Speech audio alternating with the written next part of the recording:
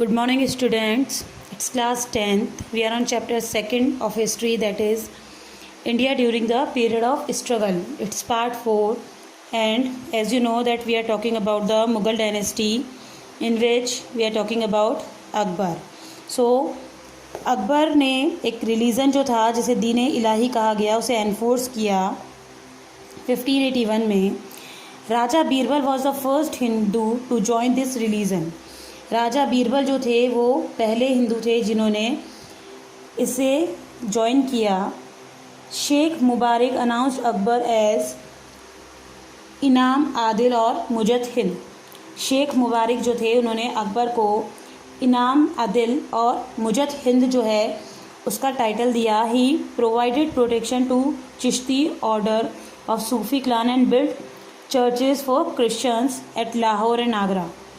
अब एक्चुअल में अकबर के लिए कहा जाता है कि उसने, अगर वो मुस्लिम था तो उसने केवल मुस्लिम्स को ही आगे नहीं किया, मतलब उसने सभी धर्मों को समान इम्पोर्टेंस दी. दैट्स वाई उसने सूफीज़ के लिए जो है प्रोटेक्शन दिया, उन्हें भी. एट द सेम टाइम उसने इस क्रिश्चियंस के लिए जो है चर्च वगैरह भी बनवाए हैं.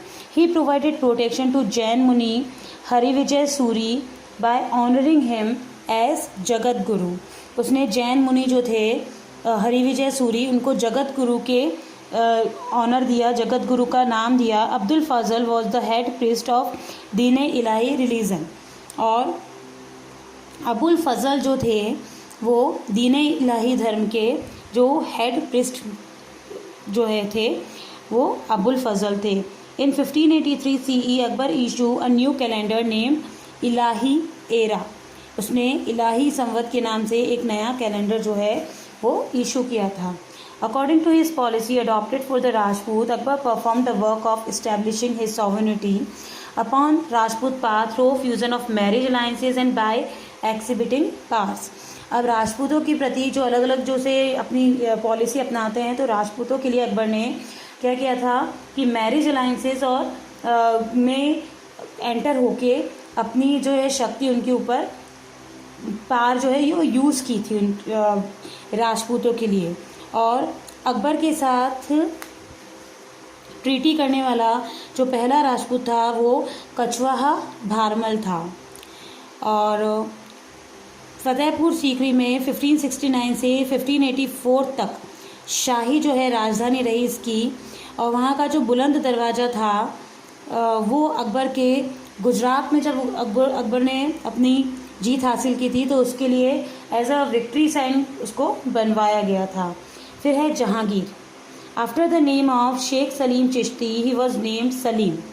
शेख सलीम चिश्ती के नाम पर इसका नाम सलीम रखा गया था. Owing to his military service he had obtain 12,000 मनसब्स.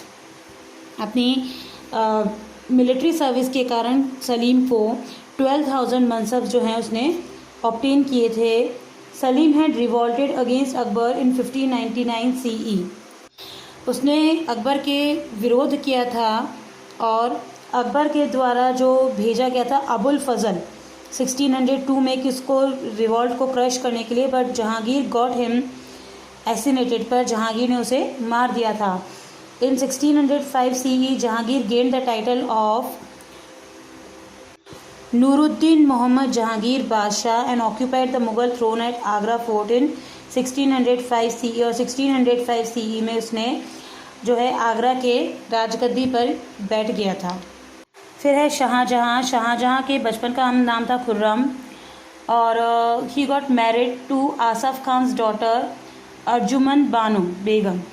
उनके बारे में बताया हुआ है कि whom he got married. और he was coronated in Agra in February 1628 CE. उसे आगरा में कॉर्नेशन हुआ, उसका कॉर्नेशन यानी कि वो थ्रोन पे बैठा था.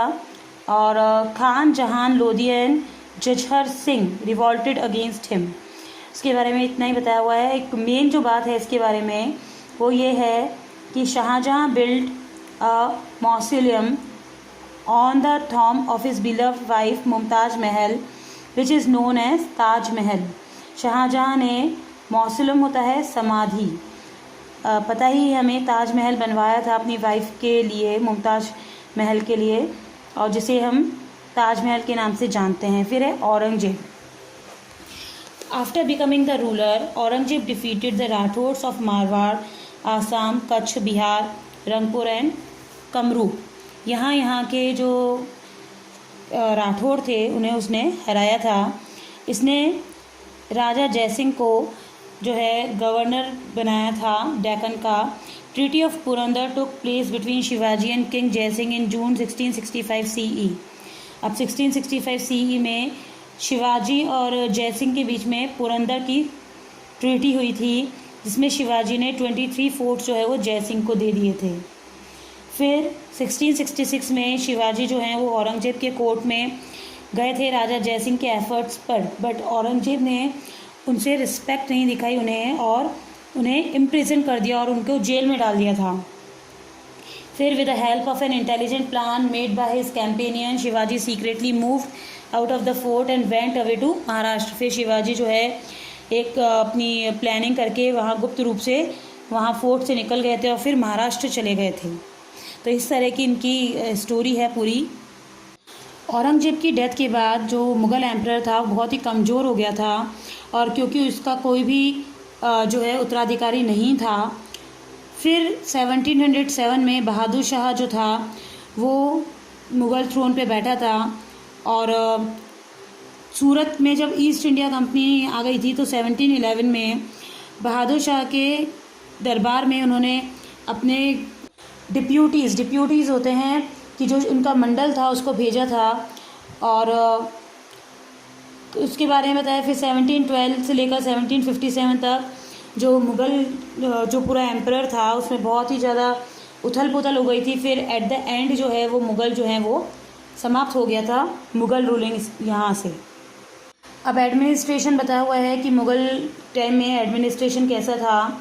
It was a fusion of Indian and foreign administration system. India और फॉरेन एडमिनिस्ट्रेशन का फ्यूज़न था, मिला जुला रूप था।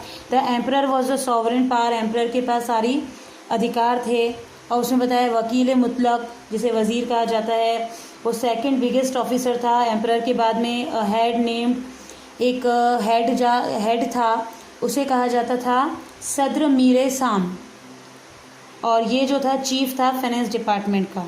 तो इस तरह के नेमिंग उस समय के दिए हुए हैं। प्रोविंशियल एडमिनिस्ट्रेशन जो है वो है सूबों में बांटा हुआ था और 15 थे अकबर के समय में और 21 हो गए थे औरंगजेब के समय तक।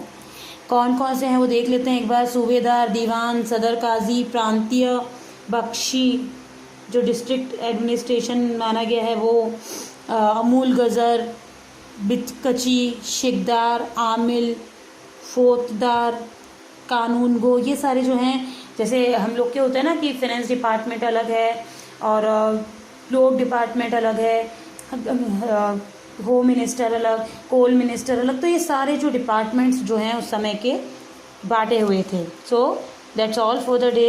Thank you.